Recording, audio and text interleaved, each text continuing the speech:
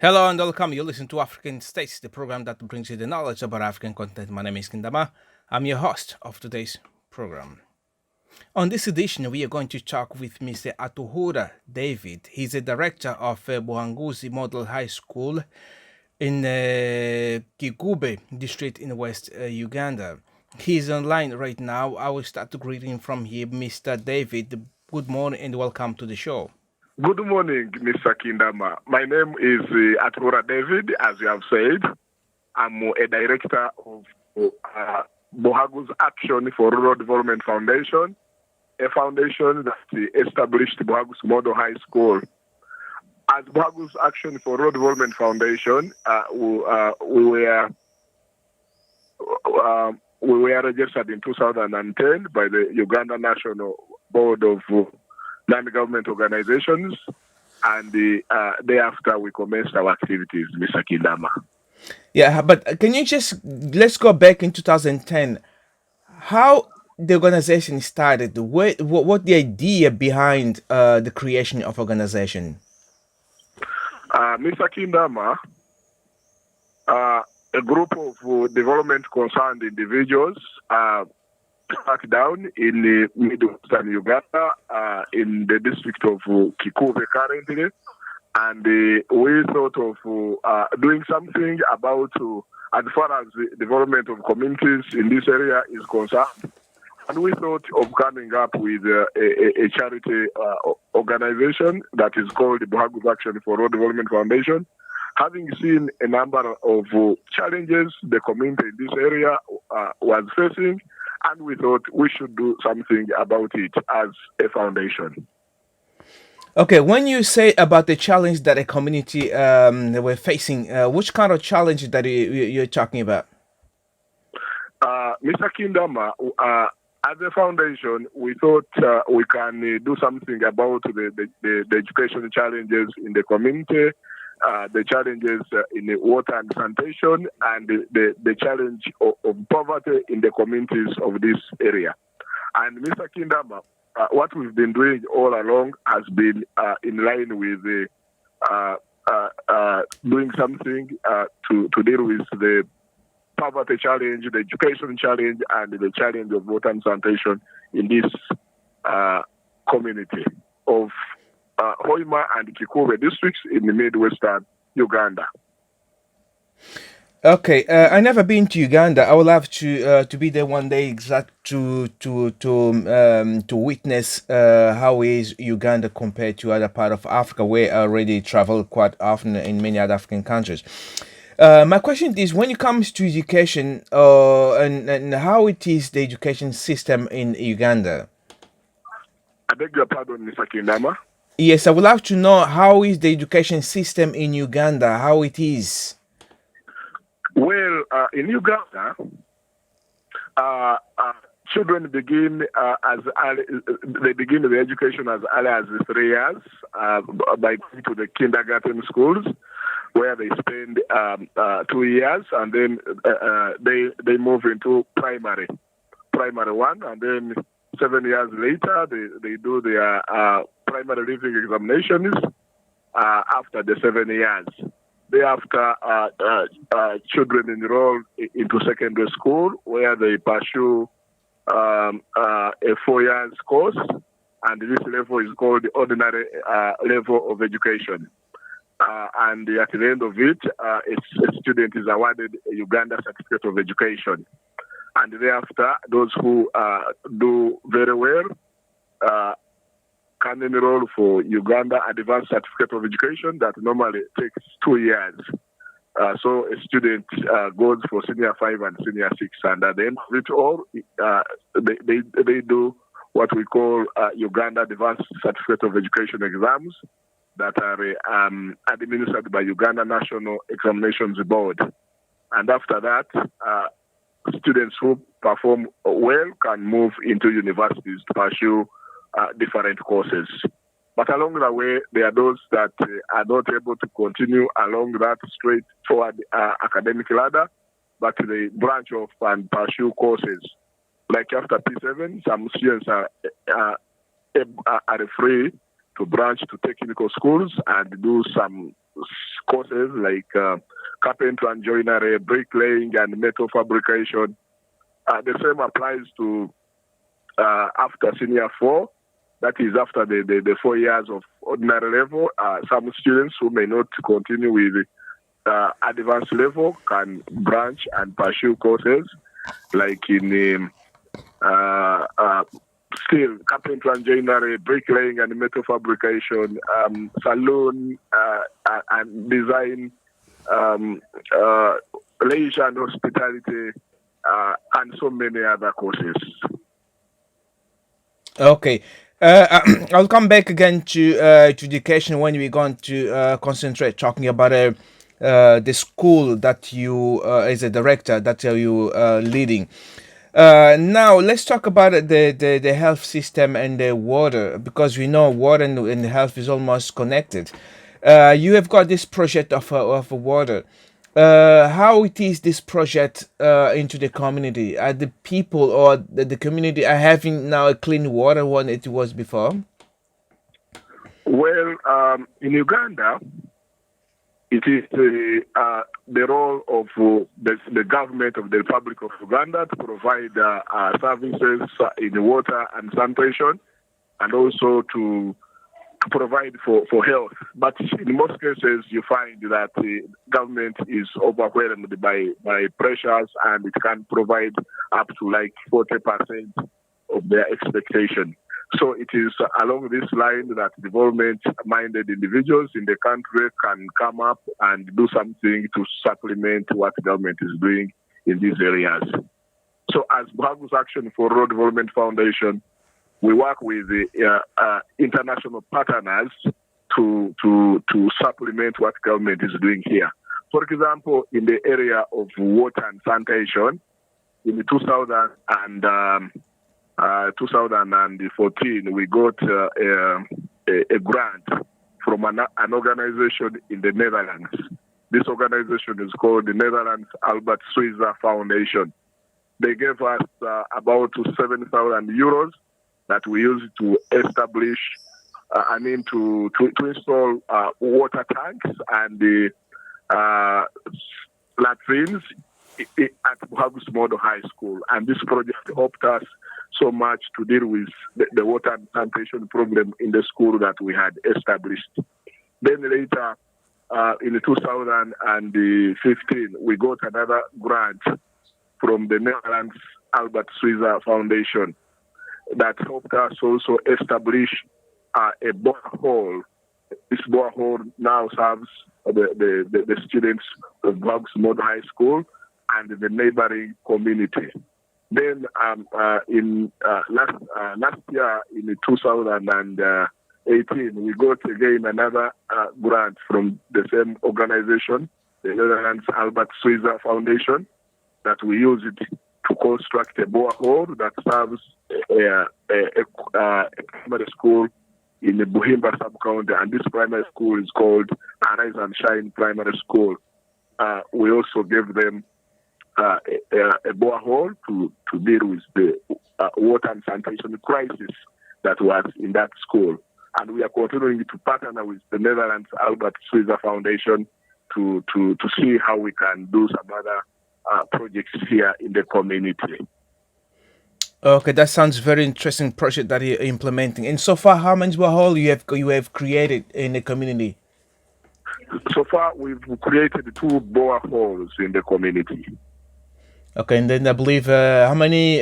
Do you have got an idea how many people inhabitants do live in that area? I beg your pardon, Mr. Kindama. Do you know how many people do live in that area? Oh, this area has a population of about 150,000 people. Okay, so I believe then the population are very excited to have this borehole where they can get this water. They are very excited, Mr. Kindama. Oh, that's very good. Beside this project, do you have got more projects that you're doing? Yes, Mr. Kindama. In 2015, we got funding of about $5,000 US from an organization in the United States of America. and this organization is called First Peoples Worldwide. They gave us funding to support farmers in this area by establishing for them a diesel-powered maize milling machine. Prior to that, these farmers would cultivate their maize and sell it off to the middlemen at an extremely low price. So we thought if we construct for them some maize milling machine, instead of selling grain, they can mill it and pack it and then sell it as a final product to the schools and to the other final consumers in the community other than selling to the middlemen. So we approached First Peoples Worldwide, and they accepted to donate to us about $5,000 US that we used to establish this community maize milling project in a village called Kikuube in the Kiabatalia Parish, Buhimba sub-county, Mr. Kindama. No, that's very interesting. And when it comes to selling the product, there is now this worldwide initiative of fair trade. Do the farmer benefit to this fair trade when coming to negotiating or selling the product, let's say abroad? Because many products from Uganda that I see coming to Europe. I don't know if it's coming to your project as well, where the agriculture the people down there, they're benefiting from this project of fair trade, where they're really getting from what they deserve. Well, the beneficiaries of this project, when they process their produce, they don't actually they don't have the capacity to export. So their product is consumed locally, and it is sold to the local demand here in the community. So they don't have the capacity to export, Mr. Kindama. Okay. You listen to the African States. I'm talking to Mr. Atuhuura David. This is correct, right? Atuhuura. Yes, Atuhuura David. Oh, this is a beautiful name. I like it. This name here. Does it have got any meaning, Atuhuura? I beg your pardon? Does it have any meaning, the name Atuhuura? Yes, Atuhuura means locally. It means when you pray to God, right? And God listens to you. Then you say God has heard, and that is how they derive the name Atuhuura. Okay, beautiful. Mr. Kindama. Yes, please.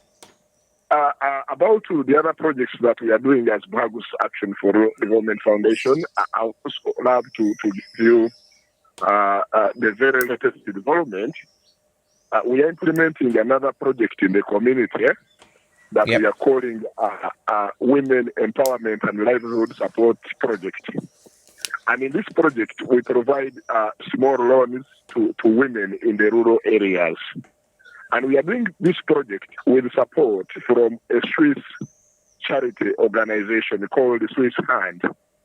And in this year, 2019, we have signed a grant agreement with them, and they are going to donate to us a total of $22,000 US. And the way we use this money is that we go out to the community, train these women about how to start small projects, because most of them are sleeping geniuses in the community. They are just there as housewives, whose role here is to just produce children and maybe do some digging to produce food for their families. And we are saying, these women can do some kind of business in which they can derive an income and be able to maybe provide for their children in school. So when we go out, we teach them how they can begin small businesses to be able to earn a better living. And after training them, we give them seed capital. I mean, we give them loans at a very low interest. For example, when a beneficiary is given 1 million, this 1 million attracts a small interest of 2.5% per month, and it is paid, and the principal together with the interest is paid monthly in a period of 6 months. And these women are seriously benefiting from this project, and we are very, very happy with Swiss Hand organization that agreed to partner with us in this struggle to empower women in the rural communities of Western Uganda, Mr. Kindama. Oh, that is very, very interesting project to empower the women, because our mothers and our women, our sisters, need to be empowered in the continent, because that's exactly what we are looking for. In this case, do you have got any statistic how many women should be empowered, or how many women will be able to benefit this grant? We hope that by the end of this year, about 350 women will have benefited. And in the following year, we shall be able to bring on board more women. Because when these women take the money, they pay it back. And when they pay back, they are able to borrow more money. And the same money that they bring back can be borrowed by some other women in the same community. So it's like a revolving fund. One borrows, pays back with some small interest. Then another one borrows, pays back. Another one borrows and pays back. And we hope that this can continue and continue and continue and continue. So by the end of this year, we hope to about 350 women will benefit, and the beneficiaries will continue rising as time goes on. That is very, very, very good. I hope this kind of project can go on into other part of the continent, because it's really needed, this kind of project. Now let's talk about the school. You are director of the school, Buhaguzi Model High School, there in Kikuube district. When you talk about a Kikuube district, is it the size of Kampala? Kikuube district is actually a little bit smaller than Kampala, and also in terms of population, its population is smaller than that of Kampala. We know Kampala is Uganda's capital, and it is relatively bigger in size with a bigger population, and so much different from other districts of the country. So Kikuube district in the past was part of Hoima district, but you know Hoima district was so large, so the government sat and said no. Since the Hoima district is so big, it should be divided such that another district called Kikuube is created. So that's how Kikuube district was created. So currently, our project, Buhaguzi Model High School project, is operating in the district of Kikuube in a town council called Buhimba. Mm-hmm. And then how big is the school? How many students at the school? I can see some photos here on your Facebook page. Yes, beautiful kids, very excited or very happy on this. On the school. Can you just tell a little bit more about the school itself? Yes, Buhaguzi Model High School, as I told you, was established by Buhaguzi Action for Rural Development Foundation, and currently it is an O-level secondary school with 4 classes. That is secondary school 1, secondary school 2, 3, and 4.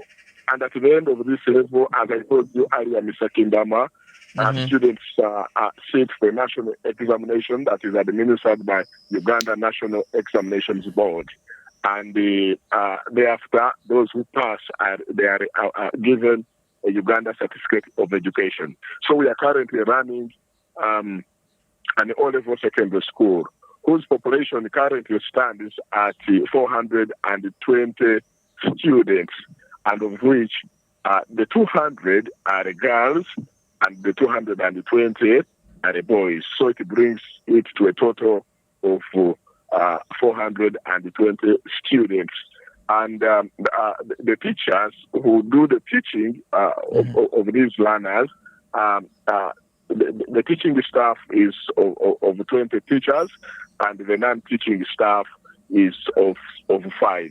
So we have a total of 25 staff in the school.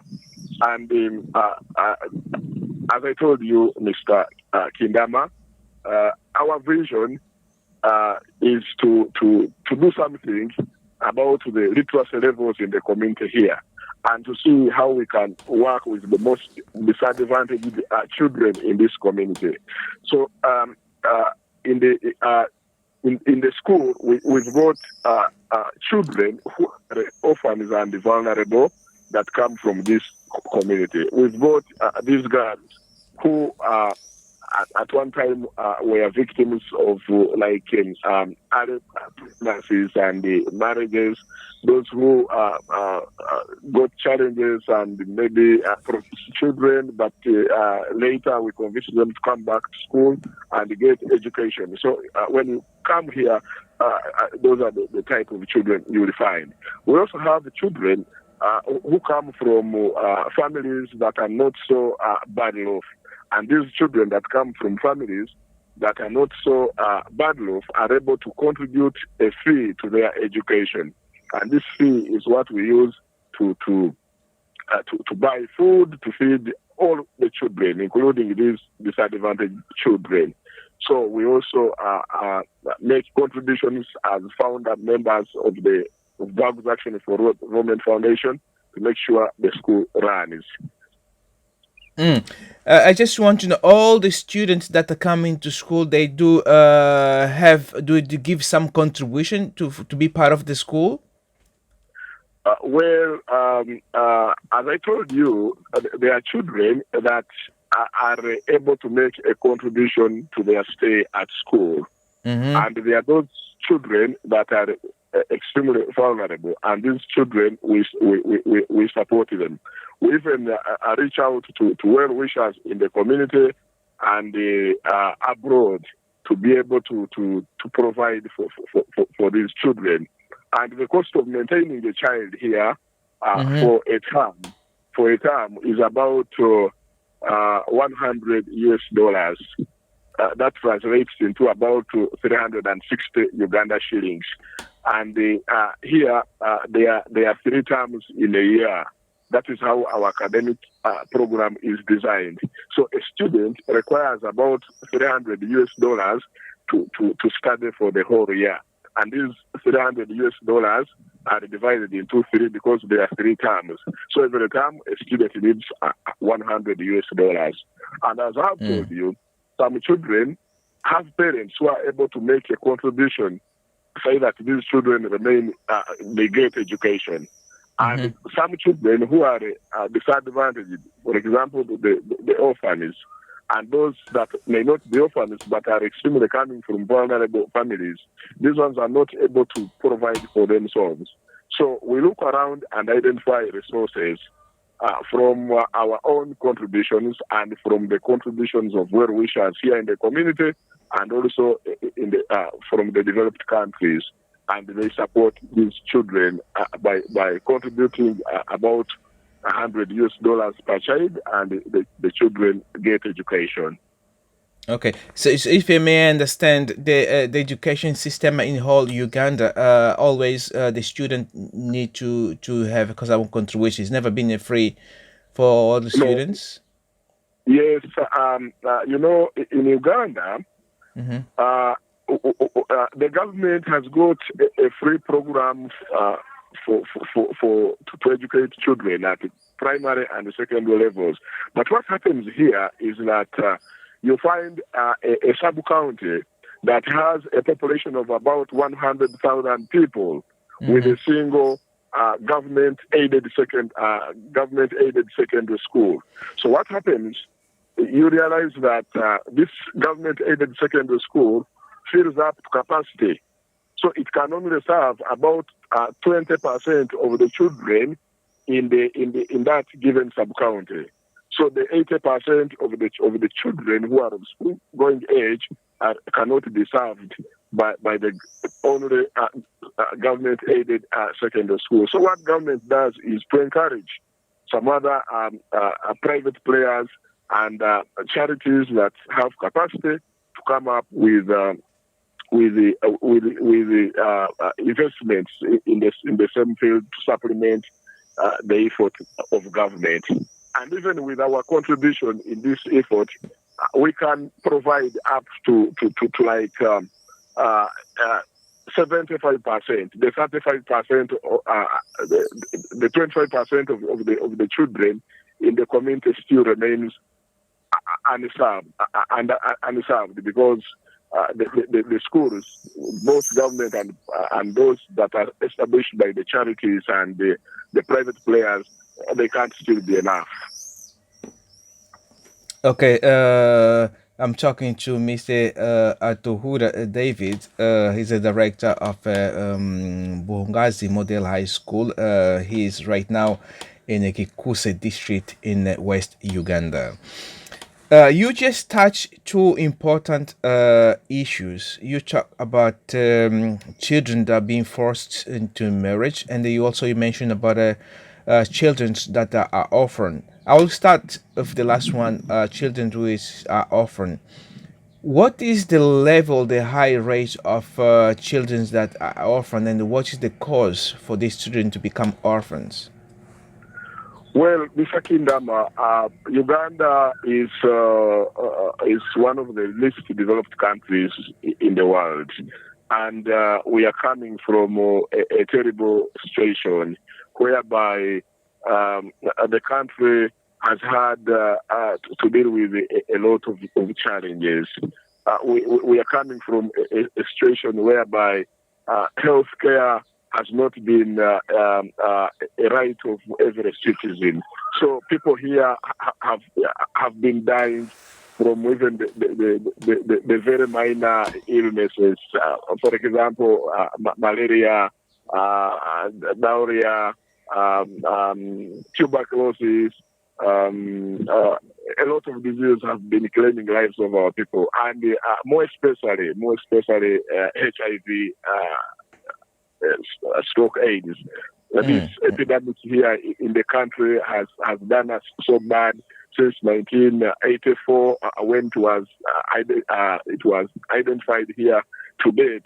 It has claimed the lives of so many Ugandans, millions and millions of Ugandans, and these people have left behind so many children who are orphans, and these children don't have anyone to take care in the community, and they end up just roaming, and many of them have now grown into adults that are causing a lot of insecurity in the community. So the problem of orphans is very, very serious in the community. Actually, out of every 100 children you see in the community, 25 are orphans. Wow, that is a really high number. And then what I remember, Uganda was considered one of the high risk when it comes to HIV/AIDS, and after it lowered, right? The HIV/AIDS prevalence rate currently is standing at 6.8, but in the recent 3 years it has been at 7.2%. And according to the figures at the AIDS Commission, they show that the prevalence rate is reducing. But still, when you look at 6.8% of the population here being HIV positive currently, it's also still a very threatening percentage, Mr. Kindama. Yes, that is sad to hear all these stories. Not only in Uganda, that the continent itself have got this kind of problem. One of the point or issue that you raised was about kids which are being forced to earlier marriage. How is this? How serious the situation in Uganda, or especially in this street where you are right now? Well, this problem has been big, and it is still a big problem in the community. Here the age of consent for any person to get married or to engage in relationships is 18. But we've got a historical challenge whereby traditional here girls have been married off as early as 12 years, as early as 13, 14 there. So when you look at the tradition here, our mothers have been married off at that such a low age, and even when the law is here currently, so many of the girls are defiled by their age mates and by men who are older than them. Actually, even by men who are as old as their fathers, they defile these girls and they make them pregnant and dump them. Others are brave enough even to marry them as early as that age of 13, 14, 15. And it has indeed been a big problem. And the government tries to fight it because we've got a defilement law here in which a serious punishment of imprisonment is given to anyone who does defilement, anyone who engages in sexual relationships with a girl below the age of 18.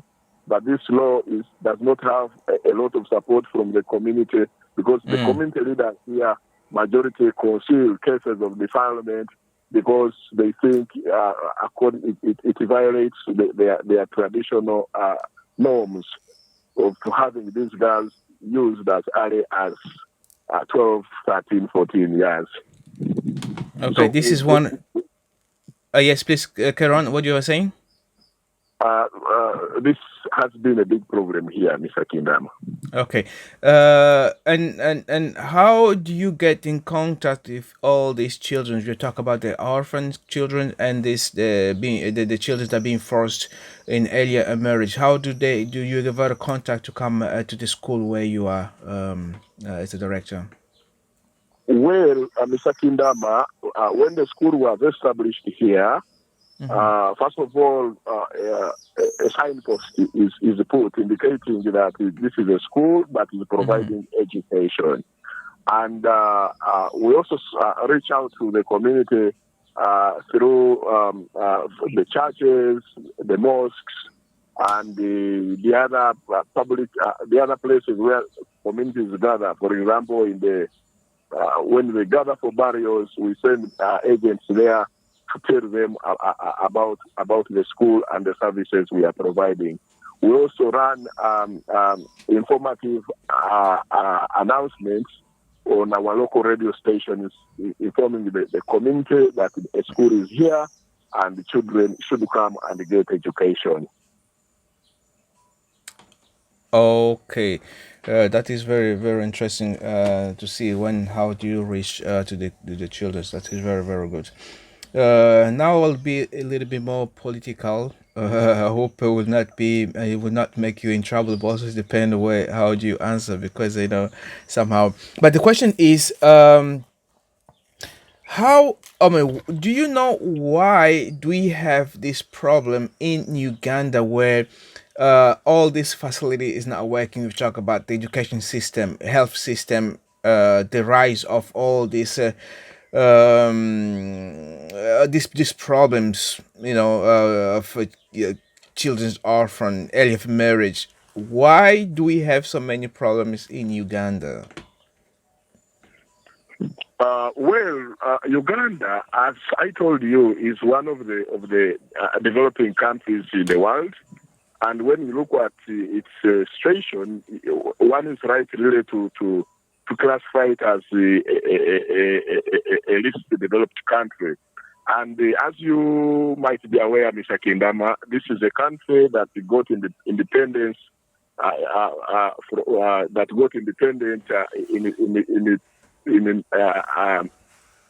in 1962, some few years ago, we became independent.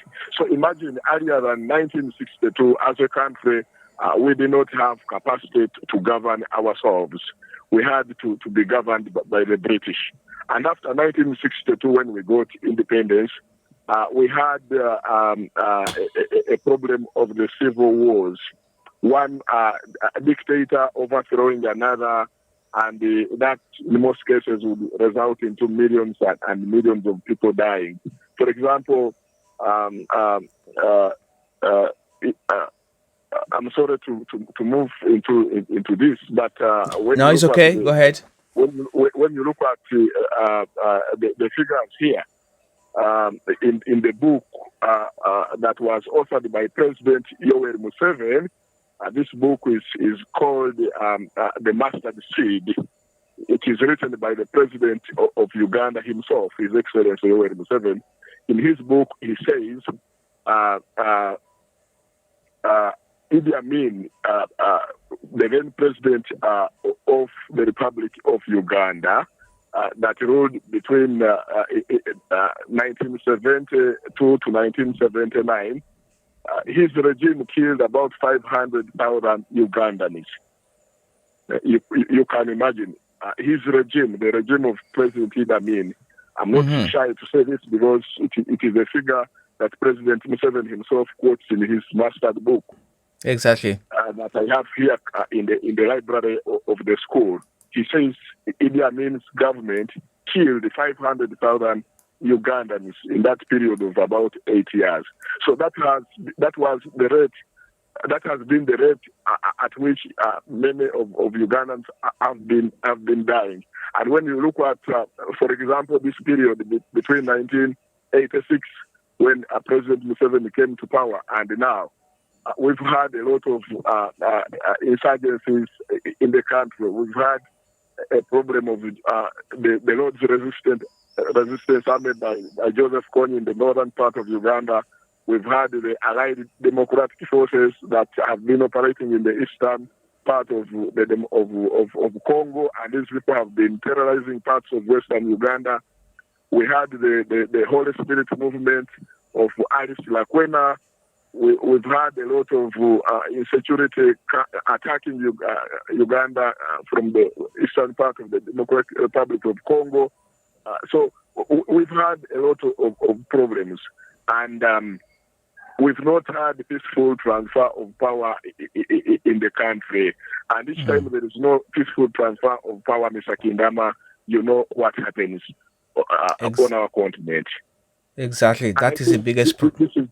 I think this is one of the biggest reasons as why Uganda has remained underdeveloped, and it has remained with a lot of problems to date. And when you look at the other problem, Mr. Kindama, the problem of corruption, we've had a problem here whereby those in public service, those who are entrusted with the resources of the country, have been seen to misuse them. We've had a lot of stories of corruption, and when you come here, Mr. Kindama, these are real stories. The community sees this. Everyone here can witness the kind of corruption that takes place. So you imagine what would be money to provide for the services in the community is misused by those in authority. So that's why our country has had a lot of challenges. Actually, the hope of the community here is more in the non-government organizations than in the systems of government, because the non-government organizations are established by the community members themselves to deal with the very challenges that affect the people in the communities. Oh, okay. That is a really big problem and challenge. And then it's the last question. What do you think should be done in order to fix all these problems? I know you already started big way, but I want to hear what do you think should be done in order to fix the problem in Uganda as well the problem in the entire continent. Well, Mr. Kindama, I think what should be done is First of all, as a country, as a continent, we need to work on our problems. For example, there shouldn't be any reason why we should have political instability most of the time, and why we should have civil wars most of the time. So this is an issue that, as a continent, as a country, we can deal with. And secondly, the international community, the international players, people in the developed countries should also come and help us deal with the situation here. Because when we have problems here in the country, when we have problems in the continent, the other parts of the world also are threatened. For example, when we fail to deal with the disease challenge here in the country, here in the continent, the other parts of the world also feel the effect. For example, if you've heard about the recent crisis of Ebola in the Democratic Republic of Congo, when the Ebola crisis is in the Congo, the Ugandans are affected. And when Ugandans are affected, even the neighbors are affected. Even the other parts of the world are affected. So we invite the international community, the donors, and the well-wishers in the developed countries to partner with us. For example, Buhaguzi Action for Rural Development Foundation is here. If there can be international, if there can be donors in the other parts of the world, whether individuals or organizations, if they can give us some funding and we deal with some of the challenges we have here, because there are quite a number of challenges, and we are able to deal with just a few of them because of the limitation of funding, Mr. Kindama. Yes, that is exactly what I was up to say. What do you like the international community, international organization who are listening to this program can do to your organization, and the way they can get hold of you if they like to contact you? Well, Mr. Kindama, as Buhaguzi Action for Rural Development Foundation, as Buhaguzi Mode High School, we appeal to the international community. We appeal to well-wishers. We appeal to all the development concerned individuals around the world to come up and support our activities here in Uganda. Aside that, we are able to provide solutions to the challenges community is facing here, Mr. Kindama. And as a foundation, we've got a website. If anyone could Google us at www.buadefo.org, is able to find all the details about our foundation and our activities in Uganda. The contact address is there, and anyone can partner with us so that we're able to do something here in the community. Then also, Mr. Kindama, if there can be organizations or individuals or any wishers around the world who can also hope to develop our capacity as development workers here at Buhaguzi Action for Rural Development Foundation, I truly consent that given the challenges and our history as a community here, our capacity is also not so much developed. Much as we say we are coming up with solutions, strategies to deal with challenges here, our capacity is also not so developed. So if anyone could also hope to develop our capacity to be able to deal with our challenges here in a better style, we can also be very grateful. Actually, we've also been getting a number of volunteers from some other parts of the world. For example, currently, Madam Lika, your friend, is here in the school trying to offer some voluntary teaching and some bit of interaction with us, the Buhaguzi Action for Rural Development Foundation board members and the teachers here. And we are getting quite a serious experience from her. She's empowering us. She's giving us some capacity building, and we are really enjoying. And if there can be many of such kind of people to come and work with us here, we can be very grateful, Mr. Kindama. That is very, very, very interesting. Very good. I hope to come to Uganda one of these years. That's a part of the continent that I haven't been here yet. I will have to come there.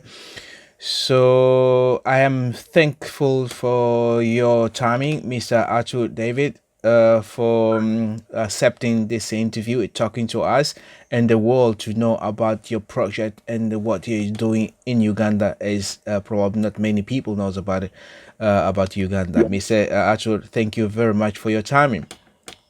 You're most welcome, Mr. Kindamba. Yes, as you heard, we were talking to Mr. Atuhuura David, director of Bunhaguzi High School in Kikuube district in West Uganda. Thank you very much for listening, and then we are here again next time. Thank you.